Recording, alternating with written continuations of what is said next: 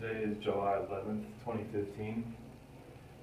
I looked over the internet, couldn't find this question anywhere, so I decided to ask it myself, because I think it's a good question. Why are there no gaseous objects the size or mass of Mercury in the Earth? Why isn't there a gaseous object with the same mass as the Earth, or the same mass as Mercury, or around literally the same size as Earth and or Mercury, the diameter? Why are all the objects dense that are small? Why are they solid? And why are they made out of metals, rocks, and minerals? Why are there no gaseous ones? And I've come to ask this question because of certain conclusions that can be made and reasoning. If accretion from gaseous matter from vacuum were true, there should be gaseous objects the mass of Earth and Mercury. What I mean to say is, the establishment, they want you to believe that matter can surreptitiously collapse in a big gas cloud in outer space because of gravity alone. So that means if gravity can cause stuff to collapse, or gas to collapse, there should be gaseous objects roaming around all over the place. But yet, we only see the small objects as being comprised of solid, dense material. So where are all these gas clouds, inert gas clouds that are just floating about? There are none. This means that accretion from matter from vacuum isn't true. You don't take a gas cloud, make it bigger and bigger and bigger, and then the star is born. What's actually probably happening is that stars start out big.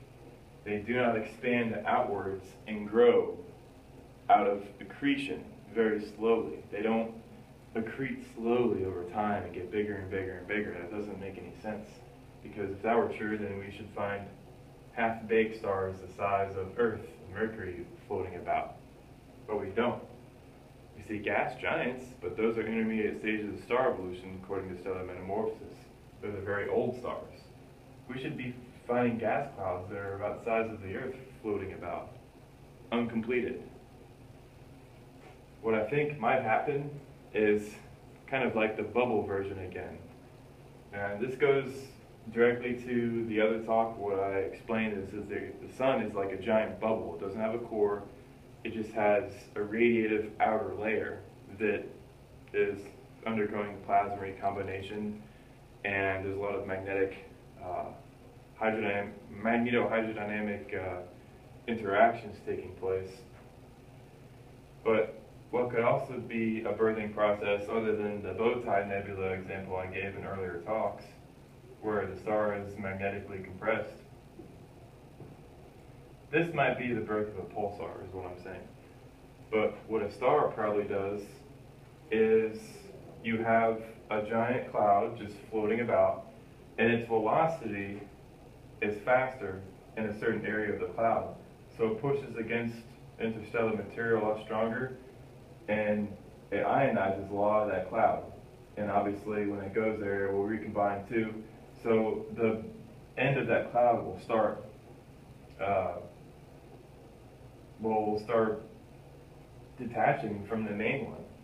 Eventually it'll be like a bubble. It'll just break off right here, and the star will just start wandering the galaxy. It's kind of it's really stupid, but it's like a little bubble wand, like a bubble wand. And when you blow air through it, it creates bubbles, which then, float about.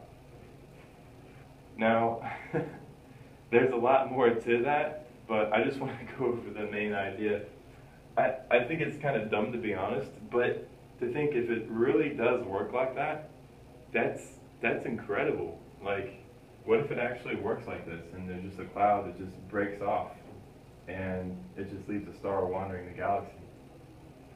That would make more sense than saying, oh, the gravity collapses a gas cloud, because if that were true, there would have to be enough material present to hold it together. Meaning, you have to start out with a very large amount of mass to begin with. You can't start out with a small mass and then accrete, and it doesn't work like that because the gas pressure would keep it from doing anything. The gas pressure is too great. You have to have some way of either compressing the gas or having the gas already present.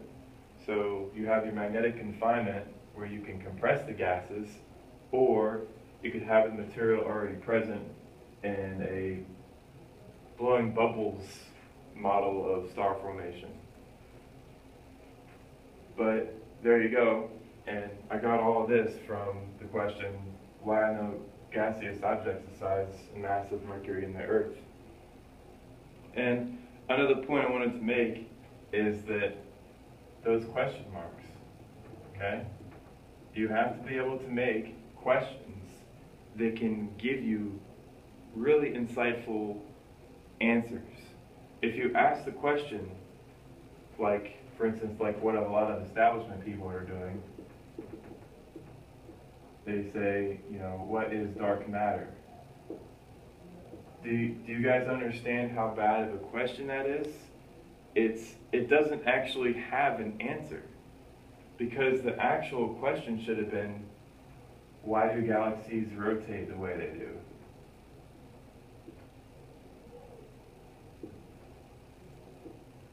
Why do galaxies radiate or rotate strangely? Why does it appear that the velocity for the outer rings matches the velocity of the inner rings? That goes against, you know, Newtonian physics.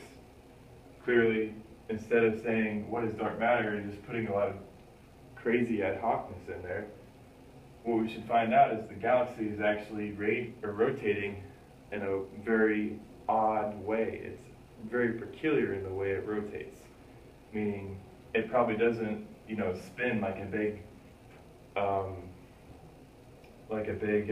airplane propeller, or yeah, that's what they say it does. But I mean, what could be happening is that the larger mass stars just stay put, and the lower mass stars are the ones that are orbiting and giving it this strange configuration, meaning it's being wound up as well as being wound down. It's like I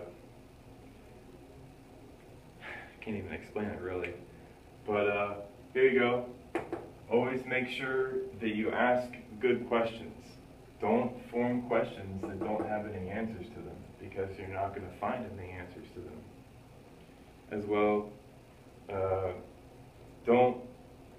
just because you can formulate a question doesn't mean it has an answer. That's one very important idea that I want to also get across. So it's basically saying the same thing, but in a different wording. All right, take it easy.